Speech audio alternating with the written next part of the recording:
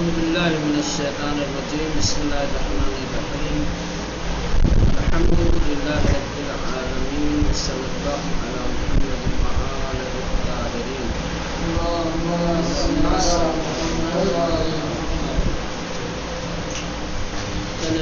بحث چل رہی تھی بہائیت کے سلسلے میں. یہ بہائیت کس طریقے سے وجود میں آئی، اس کا بانی کیا تھا،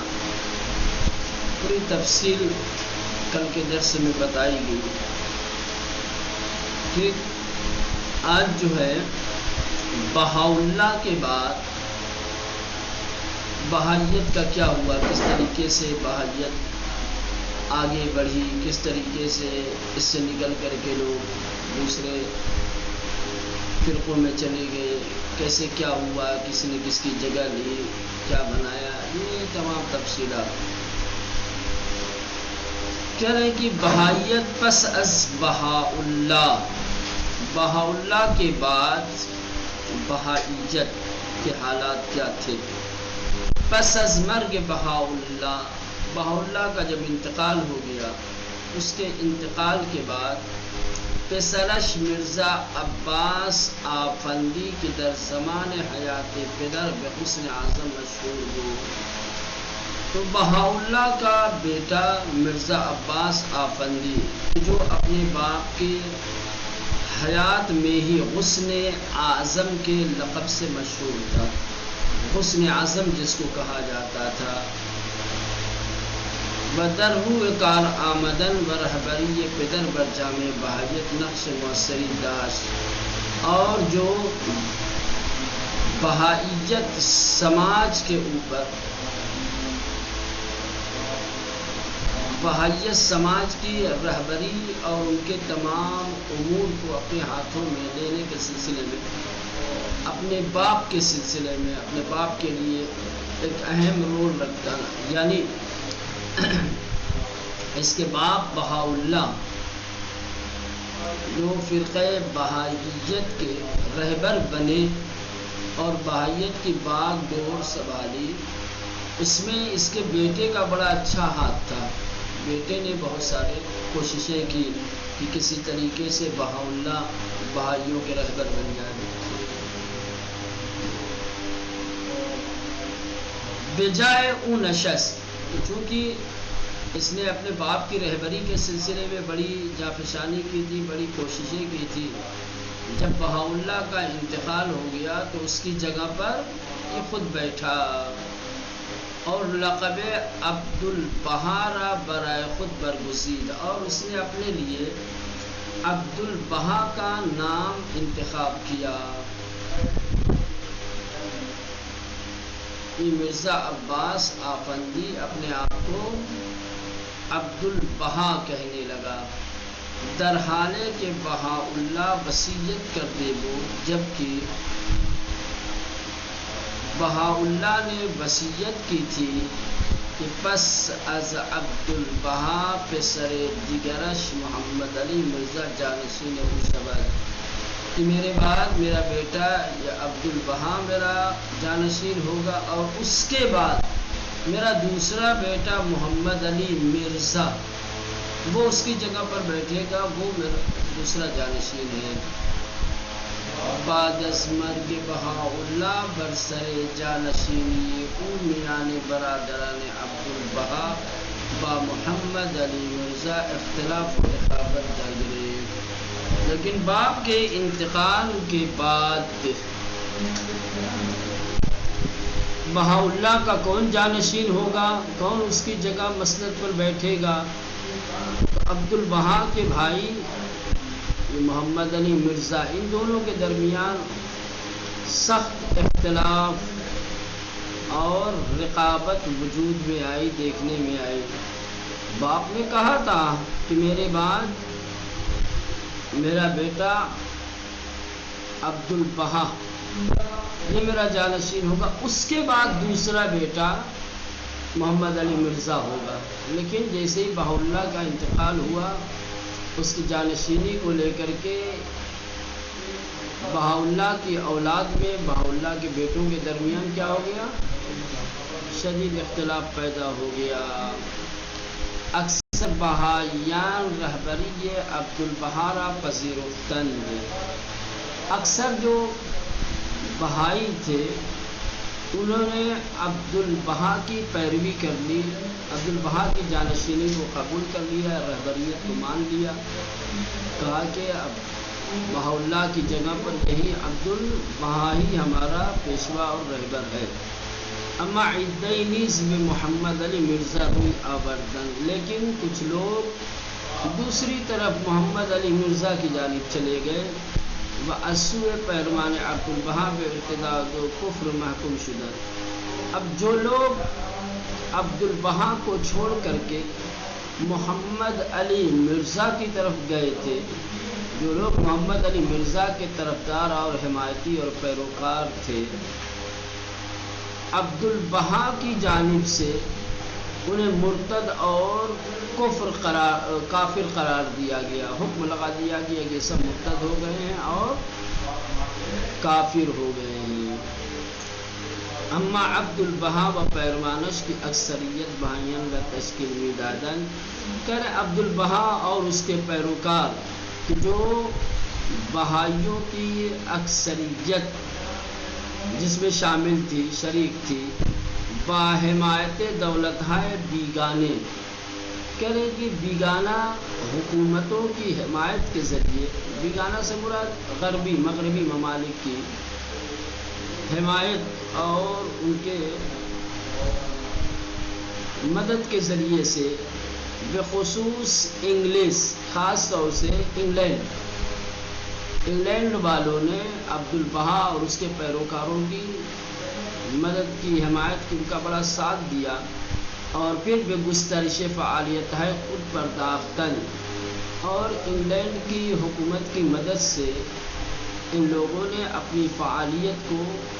انجام دینا شروع کیا. و تشکیلات خود را سر و سامان دادن، اور جو کچھ اس کے تشکیلات ہوتے ہیں، جس طریقے سے ان کے یہاں رسم و رسوم، آداب و جو کچھ ہوتے ہیں ان کے یہاں قاعدے قانون جو ہے، وہ سب روبرا ہوا. عبدالبہا در جریان جنگ جہانی اول، کہہ رہے کہ پہلے جو ورلڈ وار ہوا، جنگ جہانی جس کو کہا جاتا ہے، ورلڈ وار سنا ہے نا، world war first, world war two. World war first کو فارسی میں کہتے ہیں جنگ جہانی اول، یعنی پہلی جو جنگ جہانی ہوئی، اس میں عبدالبہا نے بدلیل خدماتی کی بدولت انگلش کر، اس نے انگلینڈ کا بڑا ساتھ دیا تھا. عبدالبہا نے انگلینڈ کی حکومت کا بہت ساتھ دیا تھا، اس کی بڑی مدد کی تھی. لہٰذا اس مدد کی اور اس خدمت کی وجہ سے اسوء انگلستان بلقب سر دریاب، انگلینڈ کی حکومت نے عبدالبہا کو سر کا لقب دے دیا. سر کہنے لگے، سر. اور یہ وہ میڈل تھا، یہ وہ تمغہ تھا کہ جو انگلینڈ کی طرف سے سب سے بڑے جو خدمت گزار اور حمایتی ہوتے انہیں دیا جاتا ہے. سمجھ رہے ہیں؟ یعنی انگلینڈ کی طرف سے ملنے والا یہ سب سے بڑا تمغہ تھا اور خدمت گزاری کا سب سے بڑا میڈل تھا. سمجھ رہے؟ پہلی جو ورلڈ وار ہوئی اس میں بہائیوں نے، خاص طور سے بہا اللہ نے انگلینڈ کی بڑی خدمت کی ہے، ان کا بڑا ساتھ دیا ہے. اور اسی خدمت گزاری اور اسی تعاون کو دیکھ کر یا اس سے متاثر ہو کر انگلینڈ کی حکومت نے اس کو انعامات سے نوازا، لقب دے دیا بہا اللہ کو، جس کا عبدالبہا کو سر کا خطاب دے دیا. اور یہ خطاب انگلینڈ کی طرف سے ملنے والا خدمت گزاری کا سب سے بڑا تمغہ ہے.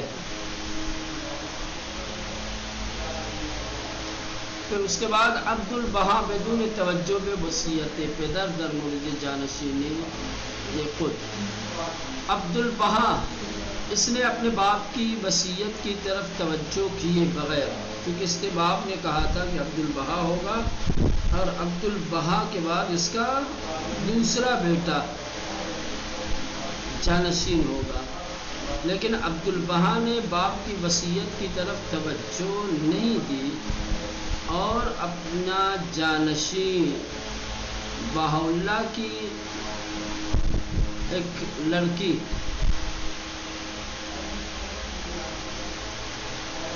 نوے دختری بہا اللہ کی لڑکی کا کوئی پوتا پوتی تھی یا ناتی نتنی کوئی تھی، بنا میں شوقی آفندی، جس کا نام شوقی آفندی تھا، اسے اپنی جانشینی کے لیے منسوخ کر دیا۔ باپ کی وصیت تھی تمہارے بعد میرا دوسرا بیٹا جانشین ہوگا، لیکن اس نے باپ کی وصیت کی طرف توجہ نہیں دی اور بہا اللہ کی بیٹی کا ایک کوئی پوتا پوتی تھا، کون تھا، جس کا نام شوقی آفندی تھا، اس کو اپنی جانشینی کے لیے انتخاب کر دیا۔ وَبِبَيْ لقب ربانی داد، اور اسے عبد البہا نے ربانی کا لقب دے دیا۔ شوقی بیشتر زندگی قدرت در کشورهای غربی گزرانید، یعنی کہ یہ جو شوقی ہے کہ جس کی جانشینی کا عبد البہا نے اعلان کیا تھا اور جسے ربانی کا لقب دیا تھا، اس نے اپنی زندگی کے زیادہ تر اوقات مغربی ممالک میں گزارے تھے، زیادہ مغرب میں رہی، مغربی ممالک میں، یعنی شوقی نے اپنی زندگی کو زیادہ تر در کشورهای غربی ممالک میں یعنی مغربی ممالک میں گزارا، بعض کاناڈا ہمسر اختیار کر دے، اور کاناڈا میں اپنا شوہر انتخاب کیا۔ کاناڈا اس کی جو بیوی تھی، یا اگر لڑکا ہے یہ تو کہا جائے بیوی ہے نا، شوقی آفندی، پتہ لڑکا ہے کہ لڑکی ہے، چلے لڑکا مان لے اگر، تو اس نے کاناڈائی شوہر انتخاب کیا، کاناڈا میں اس نے شادی کر لی۔ از این رو به اروپائیان و امریکائیان بیشتر تمایل داشت، اور چونکہ زیادہ تر مغربی ممالک میں رہا ہے اور بیوی بھی کاناڈا کی اختیار کی، لہٰذا یورپ اور امریکہ کی طرف اس کا رجحان، اس کا جھکاؤ زیادہ تھا۔ تاب مردم خاور میانی، کہ وہ خاور میانی کے یعنی ادھر ہمارے ہندو پاکستان اور ادھر کے فلسطین کے ادھر کے ممالک کے لوگوں کی طرف توجہ دے، اس سے کہیں زیادہ یورپ اور امریکہ کے لوگوں کی طرف توجہ تھی، خاور میانہ کے لوگوں کی طرف بالکل توجہ نہیں تھی۔ تاجائی کی چارلز میسن ریمی امریکائی را با اشارے و رہنمائی ہمسرش بجانشینی خود تائید کر، یہاں تک کہ چارلز میسن ریمی جو امریکہ کا ہے، با اشارے و رہنمائی ہمسرش، اس کی بیوی کی طرف سے ملنے والی ہدایت اور اشارے کی بنیاد پر بے جانشینی خود تعین کر اپنی جانشینی کے لیے اسے معین کر دیا۔ وعورا بعنوان ولی امر ثانی ملقب گرداند، اور اسے ولی امر ثانی کے عنوان سے ملقب کیا، لقب دیا اس کو ولی امر ثانی کا۔ از اقدامات شوقی تاسیس بیت العدل، کہہ رہے شوقی نے بہائیوں کے لیے جو کام کیا ہے، جو اقدامات کیے ہیں، اس میں سے بیت العدل کی تاسیس ہے، سمجھ رہے ہیں، ایک عدالت نما بلڈنگ ایک جگہ بنائی جسے بیت العدل کہا جاتا ہے۔ یہ بیت العدل کیا ہے؟ قبلاً در الواح نبی شاہ بہاء اللہ و عبداللہ آمد اس کہ جس کا نام پہلے سے ہی کیا ہے؟ بہاء اللہ اور عبداللہ کی جو تحریریں ہیں اور جو الواح ہے ان کے پاس، اس میں آیا ہوا ہے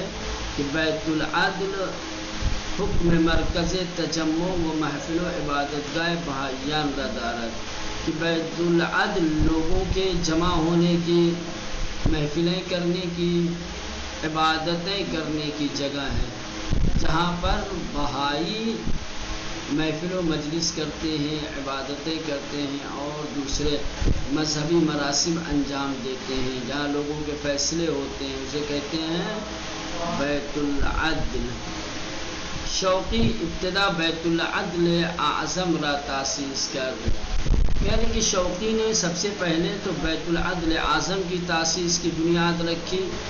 8 نفر از مبلغین بہائی را، اور بہائیوں کے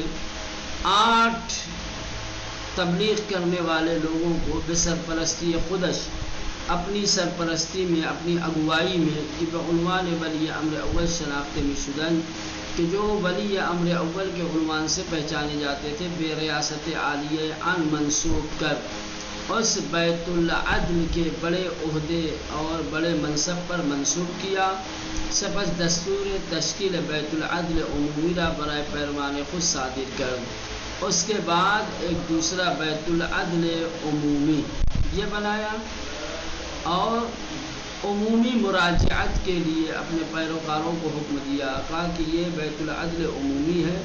کسی کو کچھ بھی کام ہو، جو بھی ضرورت ہو، وہ یہاں مراجعہ کرے، ادھر آئے۔ پس از مرگ شوقی ربانی، جب شوقی ربانی کا انتقال ہو گیا، کب ہوا؟ 1957 میں، بیت العدل اعظم کی در عکا مستقر بود، تو اس نے جو پہلا بیت العظم بنوایا تھا، بیت العدل اعظم بنوایا تھا، کہ جو عکا میں تھا، بدست میسن ریمی افتاد، وہ میسن ریمی کے اختیار میں اور اس کے دست قدرت میں آ گیا۔ و بہائیان اروپا و امریکہ رہبری اورا پذیرفتن، اور چونکہ بیت العدل اعظم میسن ریمی کے ہاتھ میں آ گیا، بہائیوں نے، کون سے بہائی؟ جو یورپ اور امریکہ کے بہائی تھے، ان سب نے میسن ریمی کی قیادت کو اور اس کی رہبری کو قبول کر لیا۔ اما بسیاری از بہائیان کشورها و دیگر بلاد از ان انتصاب ناخرسند شده، لیکن یورپ اور امریکہ کے علاوہ جو دوسرے اور ممالک میں بہائی رہتے تھے، انہوں نے اس انتصاب کو، یعنی میسن ریمی کی جانشینی کو، اور یہ کہ یہ بہائیوں کا قائد اور رہبر بنے، لوگ اس سے ناخوش تھے، اس کو پسند نہیں کرتے۔ لہذا نتیجہ یہ ہوا کہ یہاں سے بہائیوں سے دوسری فرعیں نکلی، سمجھ رہے ہیں، بکھرنے لگے۔ یہ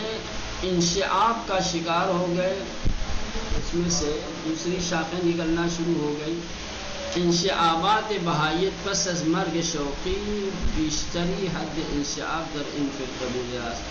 کہہ رہے ہیں کہ فرقہ بہائیت میں سب سے زیادہ جو انشعاب پیدا ہوا ہے، یعنی مختلف ٹکڑوں میں جو بٹے ہیں،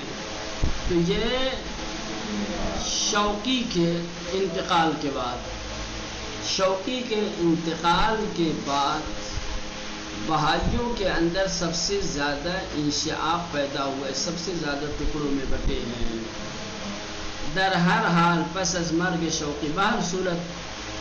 شوقی کی موت کے بعد رہبریت بارز در جامع بہیت پدیدار نشد، ایک کوئی ایسی رہبریت کہ جس کو سب تسلیم کرتے ہوں، جس کو سب مانتے ہوں، بہائیوں کے بیچ پھر ایسا کوئی قائد اور رہبر نہیں بن سکا۔ شوقی کے انتقال کے بعد بہائیوں کے بیچ کوئی جامع اور کامل رہبر نہیں بن پایا، لہذا از آن زمان بے بعد رہبری جامع بہائیت، لہذا اس وقت سے لے کر کے آج تک بہائیت سماج کی رہبری توسط بیت العدل اعظم، بیت العدل آدم کے ذریعے سے، کہ ہنوز در سرزمین اشغالی فلسطین قرار دارد، کہ جو آج بھی فلسطین کے اشغالی سرزمینوں پر موجود ہے، صورت می گیرت، وہیں سے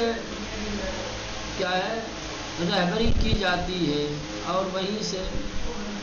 کچھ لوگ منتخب کیے جاتے ہیں، کچھ لوگوں کو عہدہ دیا جاتا ہے جو بہائیت کو لیڈ کرتے ہیں، سمجھ گئے۔ شوقی کے مرنے کے بعد کوئی ایسا بہائیوں کا رہبر اور قائد نہ ہو سکا کہ جس کو تمام بہائی قبول کرتے ہیں، لہذا اب وہ تو نہیں ہے کوئی رہبر اور قائد خاص تو نہیں ہے، لیکن وہی بیت العدل اعظم جو تھا، ٹھیک ہے، وہ جس کے اختیار میں ہوتا ہے، اس کو جو ہینڈل کرتا ہے، جو چلاتا ہے، سمجھ گئے، برصورت وہی ان کا رہبر سمجھا جاتا ہے، سمجھ گئے۔ از ابتداء تاسیس دولت اسرائیل، کہہ رہے ہیں کہ جب سے اسرائیل کی حکومت کی بنیاد پڑی ہے، اسرائیل کی حکومت کی بنیاد پڑنے کے بعد، اسرائیل کی حکومت کے ابتدائی دور سے لے کر آج تک در سرزمین اشغالی فلسطین، فلسطین کی جو اشغالی سرزمین ہے، اشغالی سرزمین اس سرزمین کو کہتے ہیں جس کے سلسلے میں لے کر کے اسرائیل اور فلسطینیوں میں ہمیشہ جنگ ہوتی رہتی ہے، جو ہے فلسطینیوں کی، لیکن اسرائیل جس کو قبضہ کرنا چاہتی ہے اور اپنے اختیار میں لے کر کے اپنے اعتبار سے اس کا تصرف کرتی ہے، اس کا استعمال کرتی ہے، اور فلسطینیوں کو ایسے ہی آوارہ بنا کر چھوڑ دیا جاتا ہے، سمجھ رہے ہیں۔ ان کو کہتے ہیں سرزمین اشغالی، سرزمین اشغالی یعنی متنازع زمینیں، جس کو لے کر کے ہمیشہ اسرائیل اور فلسطین کے بیچ جنگ ہوتی رہتی ہے۔ از ابتداء تاسیس دولت اسرائیل، اسرائیل کی حکومت کے تاسیس اور اس کی تشکیل کے ابتدائی دور سے در سرزمین اشغالی فلسطین، فلسطین کی جو اشغالی زمینیں ہیں اس میں تشکیلات مرکزی بہائیت کریں کہ بہائیت کی مرکزیت، بہائیت کی مرکزی تشکیلات یعنی بہائیوں کے تشکیلات کا جو مرکز ہے، جہاں پر ان کے تمام مذہبی سماجی سمجھ رہے ہیں رسومات ادا ہوتے ہوں، برہبری شوقی ربانی، کیا ہے شوقی ربانی کی رہبریت میں بدولت اسرائیل اور اسرائیل کی حکومت کے ذریعے یک دیگر را به رسمیت شناخته، ان دونوں نے ایک دوسرے کو رسمیت دی ہے، سمجھ رہے، یعنی بہائیوں کا جو قائد ہے اور جو رہبر ہے اسے اسرائیل کی حکومت کیا ہے قائد اور رہبر تسلیم کرتی مانتی ہے، اور اسی طریقے سے جو بہائیوں کا قائد ہے، جو بہائیوں کا رہبر ہے، وہ اسرائیل کی حکومت کو رسمیت دیتا ہے، دونوں ایک دوسرے کو کہتے ہیں، سمجھ رہے ہیں، کوئی کسی کو غلط نہیں مانتا ہے، سمجھے۔ اسرائیل کی حکومت جب سے بنی ہے اس وقت سے لے کر آج تک بہائیوں نے اسرائیل کا ساتھ دیا ہے، اسرائیل کی حکومت کو رسمیت دی ہے، اسی طریقے سے اسرائیلیوں نے بہائیوں کے قائد اور رہبر کو رسمیت دی ہے۔ طبق اظہار خود آنان، اور جیسا کہ خود وہ لوگ اظہار کرتے اس کے مطابق، روابط شان دوستانے و صمیمانے است، ان دونوں کے آپس میں رابطے بڑے مضبوط ہیں اور بڑے اچھے ہیں۔ ظاہر سی بات ہے اگر یہ حمایت نہیں کریں گے تو جس طریقے سے دوسرے فلسطینیوں کو اوپر ظلم و تشدد ہوتا ہے اور ان کی زمینوں کو غصب کرنے ویران کرنے کی ہمیشہ کوششیں جاری رہتی ہیں، ویسے ہی بھائیوں کو بھی نشانہ بنایا جاتا اور ان کی بھی سرزمینوں کو کیا ہے اسرائیل کی قاسم حکومت غصب کر لیتی۔ لیکن چونکہ اب یہ اسرائیل کو رسمیت کے ساتھ پہچانتے ہیں، اسرائیل کے حمایتی ہیں، تو اسرائیل بھی کیا ہے ان کے ساتھ اچھا سلوک کرتی ہے، ان کی طرف کبھی رخ نہیں کرتی۔ وإلا فلسطین میں تو یہ بھی رہتے ہیں، اسرائیلیوں کو جب بھی موقع ملتا ہے فلسطین کی جس علاقے میں چاہتے ہیں مولانا گولہ باری کر دیتے ہیں اور وہاں کی سرزمینوں پر قبضہ کرنے کی کوشش کرتے ہیں، لیکن بہائیوں کو کبھی نہیں چھیڑتے۔ بہائیوں کے ساتھ ان کے رابطے بڑے اچھے ہیں، اور بہائیوں کے ساتھ اسرائیل کے رابطے اچھے ہونے کی وجہ دو طرفہ دوستی ہے، دونوں طرف سے ایک دوسرے کو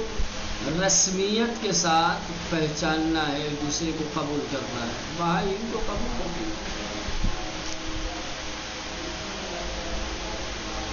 چلیے درس بھی ختم ہو گیا ہے، عقیدہ درس سوالات یہاں سے